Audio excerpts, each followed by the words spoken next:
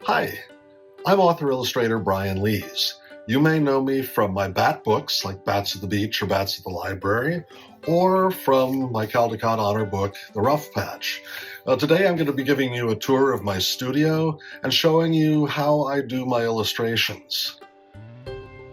So here's where I work. Before we moved into our house, it used to be a little boy's bedroom, but now it's my studio.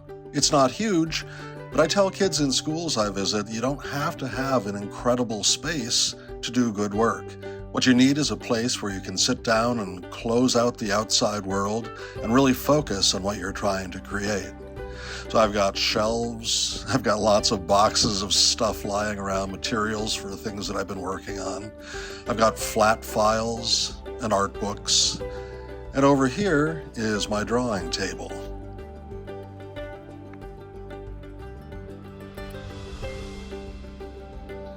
Most of the time, I work the old-fashioned way, painting with acrylic paints on paper to create the illustrations that go into my books.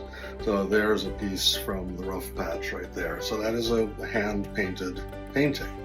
I do start my illustrations by working on the iPad, though. Find it's really convenient and a great way for me to get sketches down quickly and to be able to change them without a lot of fuss. I do my iPad drawings in a wonderful app called Procreate, which allows me to make lots and lots of changes, and it's very forgiving. So I sketch, and sometimes I flip a drawing around horizontally to see drawing mistakes I've made, and I'll add tones that'll help me to figure out what kinds of lighting and color I'm going to be adding later. When it's time for me to start doing a painting for a book, I copy a pencil sketch over onto a thick piece of paper, and then I do a thin wash of acrylic paint to get rid of the white of the paper. I start adding darks and lights, adding colors and details layer by layer until I finally have a picture that looks the way I want it to look.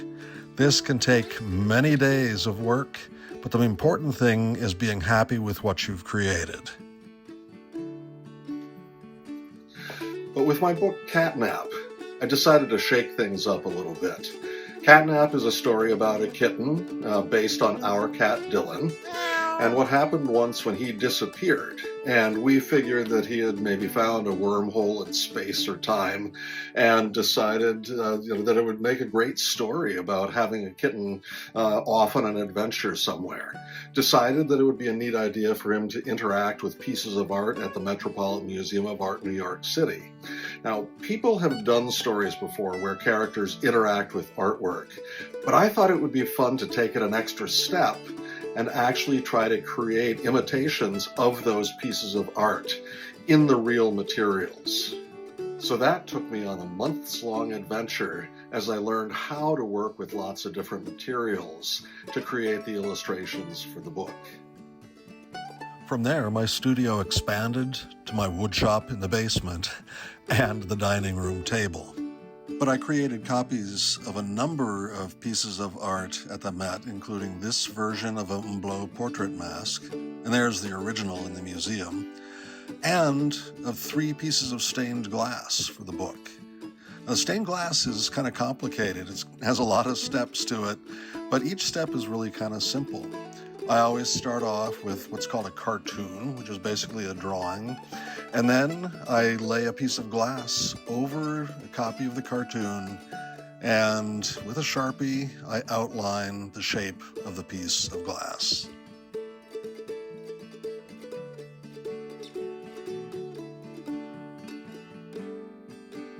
Cutting the glass isn't as difficult as a lot of people think. And it's really not that dangerous. You just have to make a note of where your fingers are and where the sharp edges are.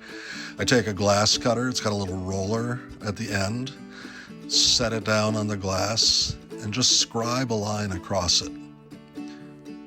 Then you can pick up the glass and snap it. Easy as that.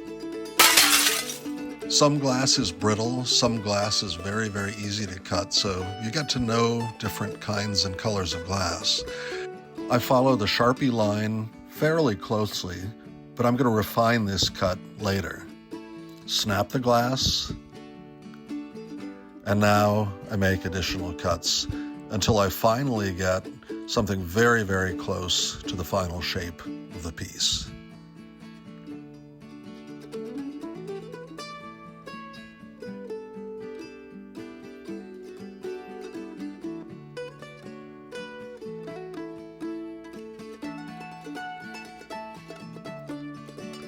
Now with some of these curved cuts, I'll scribe my line first.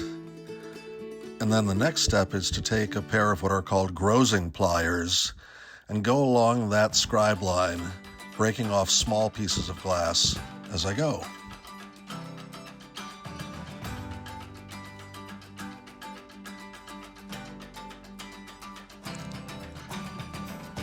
Now that edge is pretty sharp in places, so next I go to my grinder and I'll make the edges all smooth and ready for the next step of the process. Now it's time to paint the glass using special glass paints, which are mixed with water and gum arabic. First you put on a base coat, which helps your details stick to the glass. And then you paint in fine details.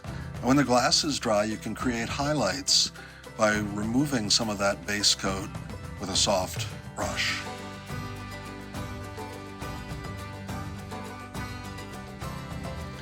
Now the painted glass pieces are ready to fire in a kiln. So I have a small craft kiln which holds maybe 5 or 6 pieces at a time. They go in and they get fired at high temperature so that the paint fuses to the glass.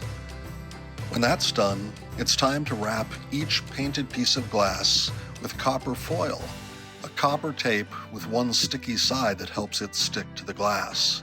You wrap it all around, fold the sides down neatly, and then burnish it with a piece of wooden dowel. It helps everything stick.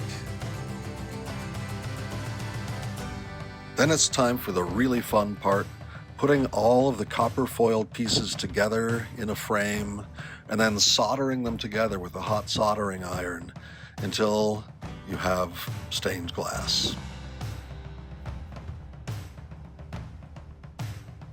Another fun piece to do for this book was a copy of an Egyptian stela, or decorated slab.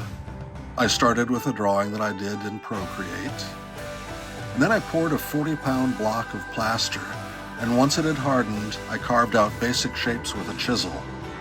And then I went in with little dental tools, scrapers that my dentist had given me, to carve all the intricate designs. This took a long time and a lot of patience. I think it'd be a good idea if I just sped this up.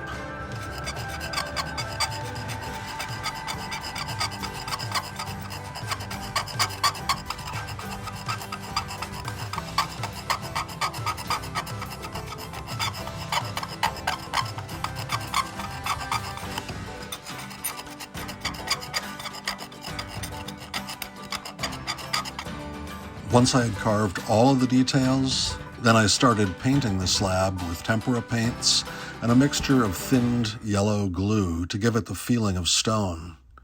And I'm pretty happy with the way it turned out. I know this project would have been a whole lot easier if I'd simply done it digitally, if I'd simply photoshopped my main character, Kitten, into a variety of pieces of art at the Met. But where's the fun in that? There's something very, very human about making things with our hands and being able to share it with somebody else and say, I did that. So if you like making things, practice. Practice makes better.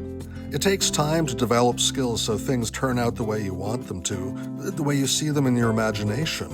You can't simply leap ahead and skip all of that work. But it's fun to write stories and to make pictures and build things and share them with other people. And I hope you'll do these things because they're satisfying. Focus on the enjoyment you get while your skills are coming along. You can make pretty much anything you want to if you teach yourself how. The way I see it is this: if people before us could make these things, then why not me? And why not you?